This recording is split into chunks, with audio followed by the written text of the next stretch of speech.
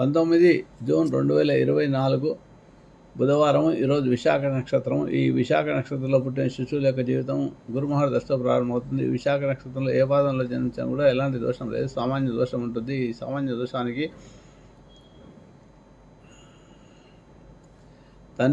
తండ్రి శిశువు యొక్క ముఖంలో నూనెలో ఆజ్ఞంలో చూడాల్సి ఉంటుంది. మంత్రాలు చదువుతూ పురుషుడు పుట్టిన సూక్ష్మ బుద్ధి కలిగిన వాడు, అసూయాపరుడు, ఇంద్రియాలపై నిగ్రహం ఉంటుంది. వీరికి మంచి ధనవంతుడు, దయాగుణం గలవాడు, తీర్థయాత్రలు ఎక్కువగా చేస్తారు. వీళ్ళు మఠాలకు అధిపతులుగా ఉంటారు, ఉపన్యాసకులుగా ఉంటారు, ఉపాధ్యాయ వృత్తిలో రాణిస్తారు, అడ్వకేట్లు, జడ్జలుగా కూడా రాణిస్తారు. స్త్రీ పుట్టిన విశేషంగా బంధుప్రీతి కలిగింది, తీర్థయాత్రలు చేయనిది, దైవభక్తి కలిగింది అయి ఉంటుంది.